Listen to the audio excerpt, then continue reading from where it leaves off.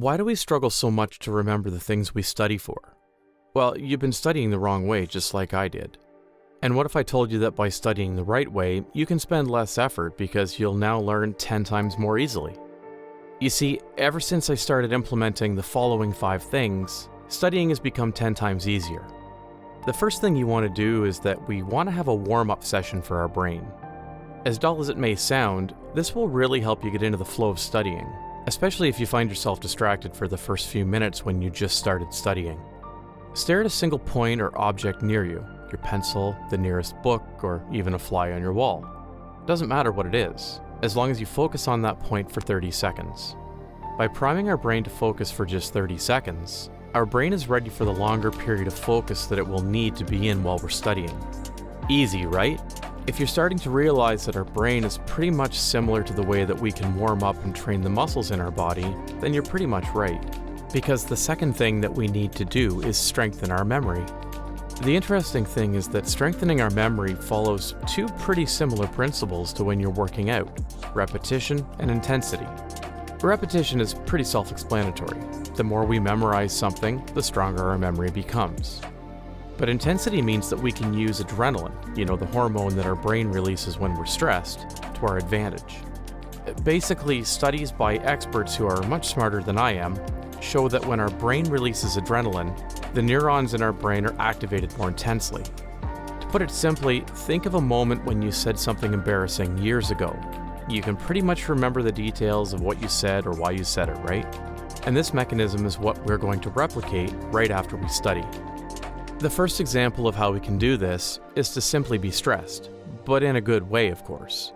If you're someone shy, introduce yourself to a stranger right after you study, or take a cold shower once you're done.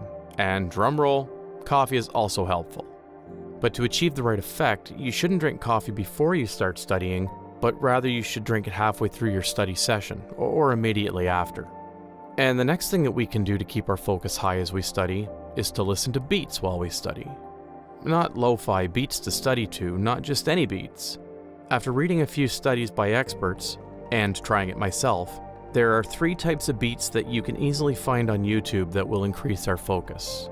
They are 40 Hz binaural beats, which you can listen to as early as 5 minutes before you study, or even while you're studying, or listen to pink noise and white noise, which also increases focus and even helps for your sleep. But you shouldn't fall asleep while studying. So these 3 tips are the activities that we can do to support us while we study. But the next 2 are tips that helped me approach studying the smart way. So tip number 4 is knowing what to prioritize. From everything that your teacher or professor has taught you, there is no way that all of it would appear in an upcoming test. Most likely, it will only be 20% of what they taught. And this 20% is what we should first focus on. But what does this 20% look like?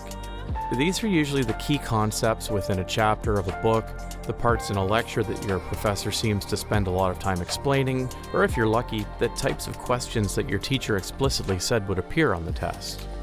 The last tip, understanding over memorizing. Once we have identified the 20% that we should focus on, you're going to need to actually understand the right materials, instead of memorizing them. Memorizing takes more effort and time, and this is the opposite of what we're trying to achieve, especially with how easy it is to forget things. Understanding is the only way you'll be able to apply this principle, because when we understand something, we can summarize what we actually need to remember, and we might even understand the parts that we did not study, just by understanding the key ideas. So now that I've given you the tips that work for me, I would like you to try it out for yourself. There are probably a few of you that didn't focus 100% on what I just said. So I would like you to try out the 5 tips that I told you while you rewatch this video. See for yourself just how much more focused and easier it becomes for you to understand the tips I suggested. You can even experiment with those tips, like using white noise instead of 40 Hz binaural beats, or drinking coffee in the middle of this video. With that being said, studying hard is still important, but studying smart is what will change your life once you realize that it is better to study efficiently instead of studying for hours and hours on end without really focusing on it. So let's study smart, study hard, and more importantly, let's achieve life.